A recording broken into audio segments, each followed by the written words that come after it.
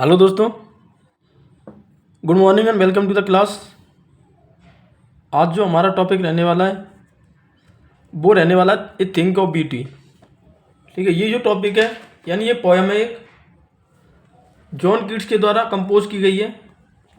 John Keats इसमें एक beauty जो चीज़ है, ब्यूटीफुल चीज़ है, उसकी थिंग्स जो ब्यूटी चीज़ वो हमेशा उसको जॉय देती है हर किसी को, उसके बारे में बता रहे हैं। ठीक है, तो जॉन कीट्स के बारे में जाने अपन। तो जॉन कीट्स का जो लाइफ जर्नी रही थी वो 1795 से और 1821 यानी 25 की एज में इनकी डेथ हो गई थी। ठीक है, ये जो पार्ट है एंडीमियन से लिया गया है। ठीक है, जॉन कीट्स के द्वारा लिखी गई है एंडीमियन, जिसमें 4000 लाइन के आसपास पूरी लाइन है, उसमें 4000 के आसपास एक बड़ी सी पोएम है एंडीमियन। तो उसका छोटा सा भाग लिया गया है, ये things of beauty is a joy for ever. ठीक है, इसका ये नाम है, तो इसके नाम से ली गई है ये, उसमें से एक पार्ट लिया गया है, छोटा सा हिस्सा। ठीक है, ये थिंक ऑफ ब्यूटी का। अब यहाँ पर ये एनसीईआरटी की जो 12th क्लास की बुक है उसमें भी प्रेस्क्राइब है ये पोएम। ठीक है, और अपनी ग्रेड 2 है उसमें भी प्रेस्क्राइब है ये पोएम। ठीक है, तो यहाँ पर ये पब्लिश जब हुई ना, पब्लिश 1880 में हुई थी पोएम जो है ना, ये एंडीमियन से ली गई है। ठीक है, एंडीमियन कौन है? ग्रीक शेफर्ड पर प्रिंस था। हेरोइक कपलेट में लिखी गई है ये पोएम। हेरोइक कपलेट होती है 2 राइमिंग लाइन होती है आइम्बिक पेंटामीटर की। ठीक है, यानी दोनों लाइन क्या है, मैच कर रही होती हैं आपस में, एवर नेवर कीप स्लीप, इस तरह से ये क्या है, आइम्बिक पेंटामीटर कहलाएगा। ठीक है, हेरोइक कपलेट में लिखी गई है। तो पोइट किस तरह से कैसे बोलते हैं इसमें वो देखना है अपन को, यानी ब्यूटी की प्रशंसा किस तरह से करते हैं, प्रेस किस तरह से करते हैं। तो इसमें देखो, a thing of beauty is a joy forever from Endymion John Keats. ठीक है, एनसीईआरटी में भी प्रेस्क्राइब है ये पोएम। ठीक है, तो यहाँ पर अपन देखेंगे इसका जॉन कीट्स क्या कह रहे हैं कि एक think of beauty is a joy for ever, it's loveliness increases, it will never pass into nothingness. कह रहे हैं कि ये थिंक ऑफ ब्यूटी यानी एक सुंदर जो है, सौंदर्य चीज़ जो है, सुंदरता की जो चीज़ है, इसे जॉय फॉर एवर, वो हमेशा क्या देती है, फॉर एवर के लिए, जॉय यानी आनंद देती है। ठीक, कोई सुंदर चीज़ है वो हमेशा आनंद देती है। ठीक है, ऐसा तो है नहीं है बट लेकिन यहाँ पर पोइट बता रहे हैं कि एक सुंदर चीज़ जो है ना वो हमेशा आनंद देती है। इट्स लवलीनेस, इसकी जो सुंदरता है, ठीक है, इसकी जो सुंदरता है, इंक्रीजेज, वो बढ़ती है। It's will never pass into nothingness, और ये क्या होती है, इट्स विल नेवर, ये कभी भी पास यानी नहीं गुजरती, इनटू नथिंगनेस, किससे, नथिंगनेस यानी बेकार चीज़ से। पास इनटू नथिंगनेस इसका मतलब है टू डिसअपियर, यानी वो कभी भी गायब नहीं होती है, कभी भी डिसअपियर नहीं होती है। बट लेकिन still will keep a bower, लेकिन वो क्या करती है, अभी भी still will keep a bower, यानी वो शांति से एक बावर्स बनाती है, बावर्स तैयार करती है। यानी बावर्स क्या होता है, एक पीसफुल सैडी रेस्टिंग प्लेस होती है ना, उसको बोलते हैं बावर। ठीक है, सुंदर सा स्थान होता है आनंद, यानी वहाँ पर आराम करने का, वो हमें बनाती है क्वाइट, यानी शांतिपूर्वक फोरस हमारे लिए क्या, सुंदरता यानी ब्यूटी। फिर यहाँ पर जॉन कीट्स बता रहे हैं कि एंड ए स्लीप, और एक नींद देती है वो, फुल ऑफ स्वीट ड्रीम, जो किससे भरी हुई होती है, सुंदर सपनों से। ठीक है, मधुर सपनों से भरी हुई होती है। एंड हेल्थ, और हमें स्वास्थ्य देती है। ठीक है, क्या, थिंक ऑफ ब्यूटी, उसके बारे में बता रहे हैं। एंड ए क्वाइट ब्रीदिंग, और बिल्कुल शांति भरी ब्रीदिंग, सांस देती है। ठीक, सांस लेने को हमें तैयार करती है, क्या, थिंक ऑफ ब्यूटी।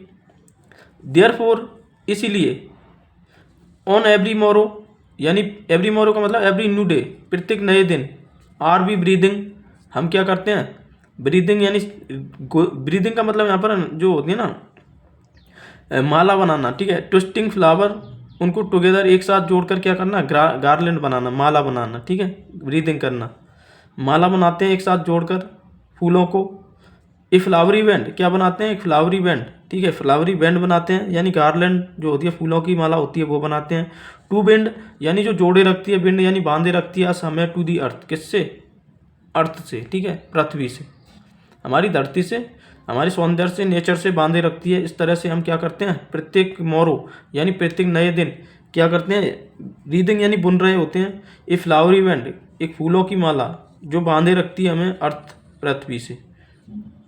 अब आगे कहते हैं, spite of despondence of the inhuman dirt of naval nature of A gloomy darkness, gloomy days, क्या करें, स्पाइट यानी स्पाइट ऑफ के बावजूद, डेस्पोंडेंस, डेस्पोंडेंस का मतलब होता है सैडनेस, हैप्पीनेस, यानी निराशा के बावजूद, दुख के बावजूद, ऑफ द इनह्यूमन दर्द, किसके अमानवीय दर्द जो है, शॉर्टेज, दर्द का मतलब कमी होना, लैक होना, इसके बावजूद, ऑफ नोबल नेचर, किनकी, नोबल नेचर का मतलब क्या है यहाँ पर, नोबल नेचर है पीपल ऑफ नोबल कैरेक्टर, ठीक है, ऐसे लोग जो कैसे हो, नोबल कैरेक्टर के हो, यानी अच्छे कैरेक्टर के हो, उन लोगों की कमी के बावजूद, of the gloomy days, gloomy days का मतलब सैड डे, यानी उदासीन भरे दिन, ठीक है, इनके बावजूद क्या करती है, जो ऑफ ऑल द अनहेल्दी, यानी of the unhealthy, of all the unhealthy and over dark and way, unhealthy का मतलब अस्वस्थ, ठीक है, उसके ऊपर and over dark and way, और एक dark and way, dark and way जो होता है, ठीक है, अंधेरे जो रास्ते होते हैं उनके बावजूद, मेड फॉर आवर सर्चिंग, वो हमें क्या करती है, अंधेरों रास्तों से हमारे लिए जो थिंक ऑफ ब्यूटी होती है, वो सर्चिंग यानी जो तलाशी के लिए, जो रास्ते हमारे लिए तलाश के लिए बनाए गए हैं, वो कहाँ से होकर जाते हैं, अंधेरों से होकर जाते हैं, यस, हाँ, in spite of all some shape of beauty, in spite of all यानी के बावजूद, ऑफ ऑल सम शेप यानी कुछ जो सम शेप ऑफ ब्यूटी, इसका मतलब है आकृति के बावजूद, ऑफ ब्यूटी सुंदरता की, मूव अवे, मूव अवे का मतलब है चलती है, ठीक है, यानी लेकर जाती है, कहाँ पर लेकर जाती है, देखो, ठीक है, मूव अवे, मूव अवे का मतलब है रिमूव करना, हटा देना, ठीक है, तो इस शेप ऑफ ब्यूटी ये सुंदरता है कि जो चीज़ें मूव अवे वो हटा देती है, द पाल, पाल का मतलब क्लाउड, यानी जो क्लाउड होते हैं, ठीक है, धुंधले बादल होते हैं, उनको हटा देती है, फ्रॉम आवर डार्क स्पिरिट, कहाँ से, हमारी डार्क स्पिरिट से, ठीक है, यानी हमारी जो डार्क स्पिरिट है, हमारी जो अंतरात्मा है, उससे हटा देती है, सच द सन, जैसे कि सूरज हो गया, मून हो गया, ट्रीज ओल्ड हो गए, ठीक है, पुराने पेड़ हो गए, यानी यंग, और नए पेड़ हो गए, स्प्राउटिंग, खिले हुए पेड़ हो गए, सैडी बून, सैडी बून का मतलब यहाँ पर जो गिफ्ट होती है, ठीक है, सैडी बून का मतलब गिफ्ट ऑफ कूल सेट, यानी एक उपहार होता है, कूल सेट यानी छायादार हवा, वो जो छायादार जो ठंडी छाया होती है ना, उसका, ठीक है, उसमें वो क्या करती है, थिंक ऑफ ब्यूटी हमें ये सब प्रदान करती है, फॉर सिंपल शीप, किन के लिए, साधारण भेड़ों के लिए, एंड और सच एज डैफोडिल्स, और किसके लिए, डैफोडिल्स के लिए, यानी डैफोडिल्स के जो पौधे जो होते हैं ना, फूल, उनके लिए भी, विद द ग्रीन वर्ल्ड, और उनके लिए ग्रीन वर्ल्ड, जो ग्रीन सराउंडिंग है, यानी आसपास के चारों ओर वातावरण दे लिव इन, जो यहाँ पर रहते हैं, कौन, डैफोडिल्स, डैफोडिल्स जहाँ पर उगते हैं, उस चारों ओर वातावरण में क्या करती है, यानी वो छाया प्रदान कर देती है, एंड क्लियर रेल्स, और क्लियर रेल का मतलब है यहाँ पर स्मॉल स्ट्रीम जो होती है ना, वाटर की, पानी की छोटी छोटी धाराएं जो होती हैं, उनसे, दैट फ्रॉम देम सेल्फ, जो क्या है, खुद ही, कूलिंग कवर्ड, वो क्या बनाती है, कूलिंग कवर्ड का मतलब कूल शेड देती है, ठंडी छाया देती है, मेक गैंस, जो किसके विरोध में होती है, किसके यानी अगेंस्ट होती है, द हॉट सीजन, यानी गर्म जो मौसम होता है उसके खिलाफ होती है, उसके विरोध में होती है, और वो क्या करती है, ठंडी छाया देती है। The mid forest brake, mid forest का मतलब यहाँ पर जो मध्यकालीन जो फॉरेस्ट, मिड छोटे छोटे फॉरेस्ट जंगल जो होते हैं, ब्रेक, मिड फॉरेस्ट ब्रेक इसका मतलब है जो ठीक है, यानी घने जंगल जो होते हैं ना, वो से झाड़ियाँ होती हैं, छोटे छोटे पेड़ हैं जो होते हैं मिड जो फॉरेस्ट जंगल के बीच में, उस वो क्या करते हैं, brake, forest brake, brake, brake का मतलब यहाँ पर जो है,